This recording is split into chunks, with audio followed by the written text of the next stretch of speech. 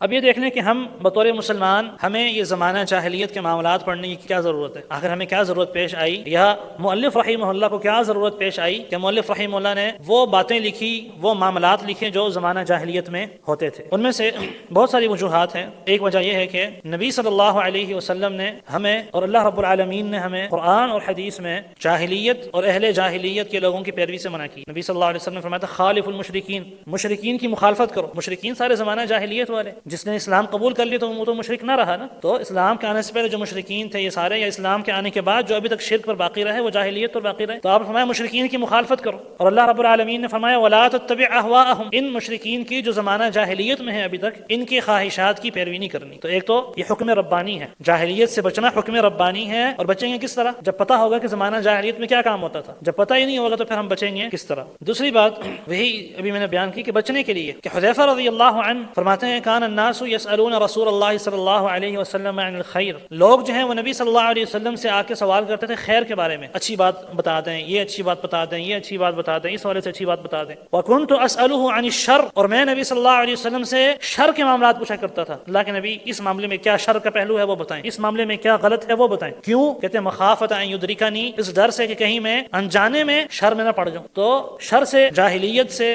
برائی سے بچوں گا تب جب مجھے اس جاہلیت کے بارے میں علم ہوگا۔ تیسری بات کہ زمانہ جاہلیت کے معاملات پڑھ کے ہمیں اسلام کی حقانیت، اسلام کی سچائی اور اسلام کی فضیلت پتہ لگے گی کہ زمانہ جاہلیت میں عورتوں کے ساتھ کیا کام ہوتا تھا۔ بچیوں کو دفن کر دیا جاتا تھا، عورت جو ہے وہ اپنے خامند کے فوت ہو جانے کے بعد آگے شادی نہیں کر سکتی تھی۔ دیگر جو وہاں پر زمانہ جاہلیت کے جاہلیت والے کام ہوتے تھے، اسلام نے آ کے عورت کو مقام دیا، اسلام نے آ کے عورت کو عزت دی ہے۔ تو ہمیں یہ کس طرح پتہ لگے گا؟ جب زمانہ جاہلیت کے ہم حالات کو دیکھیں گے تب ہمیں پتہ لگے گا اسلام برحق، سچا، ستھرا اور صاف دین ہے۔ اسلام جیسا کوئی دین اللہ نے نازل ہی نہیں کیا۔ اس لیے عمر رضی اللہ عنہ فرمایا کرتے تھے انما تنقض عرى الاسلام عروة عروة، اسلام کے کڑے ایک ایک کر کے ٹوٹ جائیں گے۔ کب؟ اذا نشأ فی الاسلام من لا يعرف الجاہلیہ، کہ جب اسلام میں کچھ لوگ ایسے آئیں گے، یعنی ایسے مسلمان پرورش پائیں گے من لا يعرف الجاہلیہ، جو جاہلیت کو جانتے ہی نہیں ہیں۔ چوتھی بات کہ زمانہ جاہلیت کے معاملات پڑھ کے، زمانہ جاہلیت کے معاملات دیکھ کر ہمیں اللہ رب العالمین کا شکر کرنے کا ہمیں موقع ملے گا، ہمیں توفیق ہوگی، ہمیں احساس ہوگا۔ آپ اور میں کیا سمجھتے ہیں کہ ہم جو ابھی اس زمانے میں بطور مسلمان ایک مسلمان گھرانے میں پیدا ہوئے، اس میں ہمارا کوئی کمال ہے؟ کیا اللہ اس بات پر قادر نہیں تھا کہ ہمیں ابو جہل کا ساتھی بنا دیتا؟ قادر تھا۔ کیا اللہ اس بات پر قادر نہیں تھا کہ ہمیں ابو لہب کا ساتھی بنا دیتا؟ اس پر بھی قادر تھا۔ تو اللہ کا کتنا بڑا احسان ہے ہمارے اوپر کہ اللہ نے ہمیں زمانہ جاہلیت میں پیدا نہیں کیا، اللہ نے ہمیں ایک مسلمان گھرانے میں پیدا کیا، ہم مسلمان ہیں۔ تو یہ جب احسان اللہ رب العالمین کا ہم اپنے اوپر مانیں گے، وہ بھی کس طرح کہ جب ہمیں زمانہ جاہلیت کے معاملات پتہ ہوں گے، ورنہ ہم اسلام کو اور زمانہ جاہلیت کو ایک چیز سمجھتے رہیں کہ آج کے زمانے میں اسلام کو اور اسلام کے مقابلے میں جتنے جو ہے وہ نظام ہے یا دین ہے اس کو برابر سمجھتے رہیں، تو ہم اسلام کو بطور نعمت کس طرح محسوس کریں گے؟ جبکہ سب سے بڑی نعمت اللہ نے جو دی ہے مسلمان کو